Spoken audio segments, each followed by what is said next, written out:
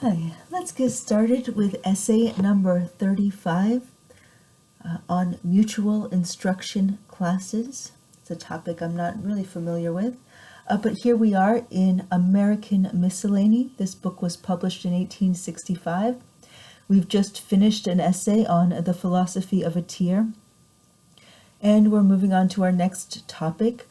This will be essay number 35 on page 93 of American Miscellany, Mutual Instruction Classes.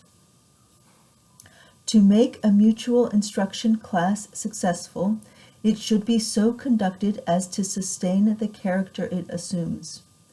It should be emphatically an instruction class, and every member should feel himself at the close of each meeting in the possession of some fact he has not known before.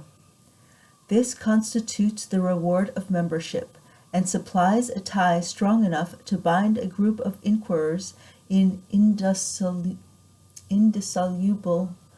union.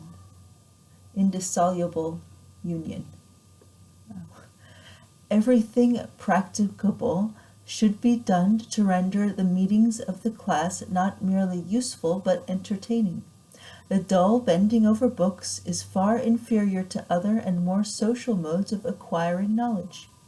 A plan which works well is to propose to the class that some work of recognized excellence be read and conversed upon. Take, for instance, Comb's work on the physiology of health. Let A be read aloud to the class on one night, B on another, and so on in rotation. 1/2 hour or more to be spent in reading, a subsequent 1/2 hour or more in conversation upon the subject read. Let the reader stand up uncovered and read aloud as to a larger audience.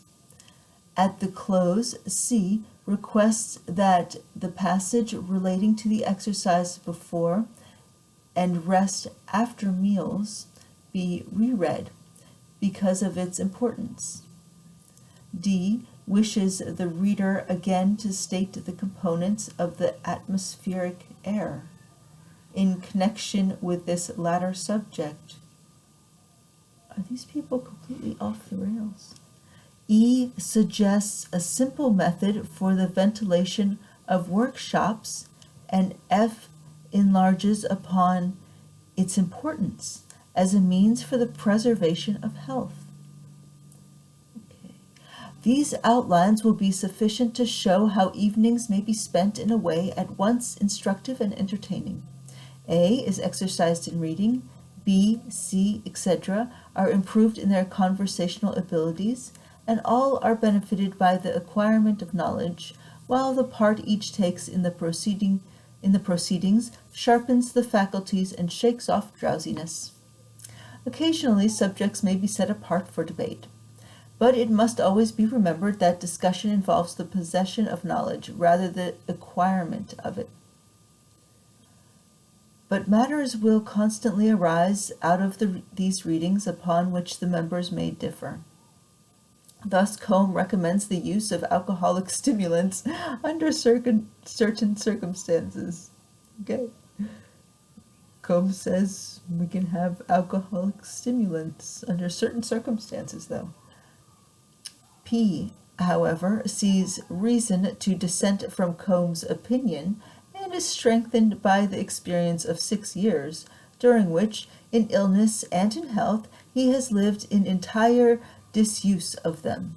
He believes, moreover, that the use of intoxicants, whether medicinal or otherwise, is fraught with dangerous consequences, and should altogether be avoided.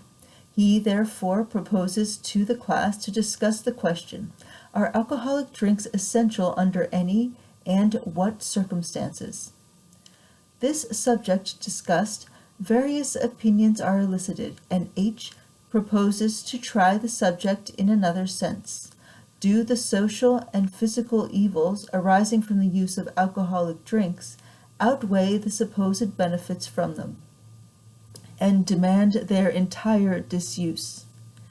In this way, question will multiply upon question, and the perusal of one work will supply various matters for discussion, at the same time that the members of the class are fitting themselves to analyze the matter in dispute. Subjects chosen for debate should always have some practical bearing upon the welfare of the world, of course. A good plan is occasionally to have a public meeting, and the friends of the members invited to attend. At these meetings, each member should say something upon a subject in which he is most skilled and interested. A is appointed chairman, and being a mechanic, opens by a description of the steam engine, and offers a few remarks upon the revolution produced by its mighty powers. B, a printer, describes the process of printing, and adverts to the great influence of the press. C has looked into the almanac and sees the announcement of a partial lunar eclipse. He invites his fellow members to watch the interesting phenomena and briefly describes the laws by which it is produced. D has brought a curious specimen of natural history which he has borrowed to show to the class and explains its peculiarities. E describes the electric telegraph and displays a few diagrams of his own preparation.